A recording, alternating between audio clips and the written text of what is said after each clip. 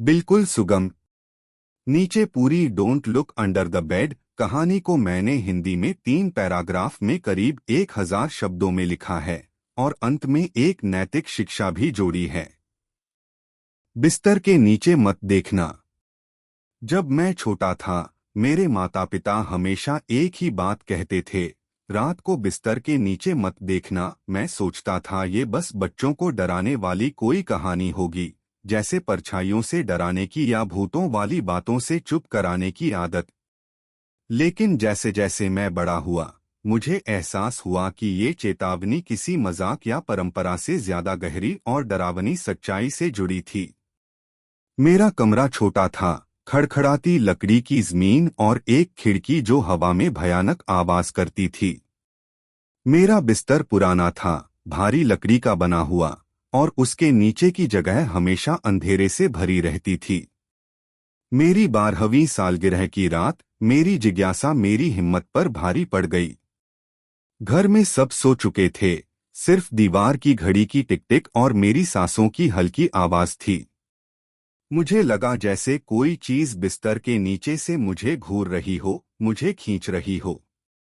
मैं डर के बावजूद नीचे झांकने के लिए मजबूर हो गया। उस रात से कुछ हफ्ते पहले से ही अजीब चीजें हो रही थीं।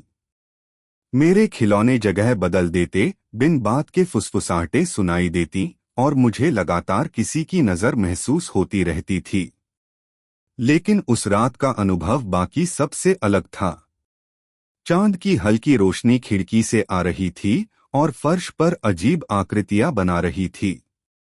मैं धीरे से बिस्तर के किनारे झुका और टॉर्च की हल्की रोशनी नीचे डाली।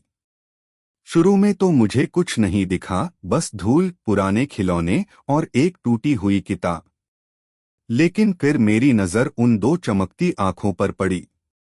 वे एकटक मुझे घूर रही थीं, ठंडी, शून्य और डरावनी। अचानक वहां कुछ हिला, जैसे काले धुएं की तरह कोई आकृति बिस्तर के नीचे से बाहर रेंग रही हो। मैं चीखना चाहता था, लेकिन मेरी आवाज जैसे गले में अटक गई थी। मुझे एहसास हुआ वो चीज वहां हमेशा से थी, और अब जब मैंने उसे देख लिया था, वो मुझे नहीं छोड़ने वाली थी। इसके बाद की रातें और भी भयानक हो गईं। मैं सो नहीं पाता था। कभी कभी सुबह उठता तो मेरी बाहों पर खरोंचें होती या मेरी चादर फर्श पर पड़ी मिलती। फुसफुसाहटें अब तेज हंसी में बदल गई थीं, जैसे कोई मुझे मेरी बेवकूफी पर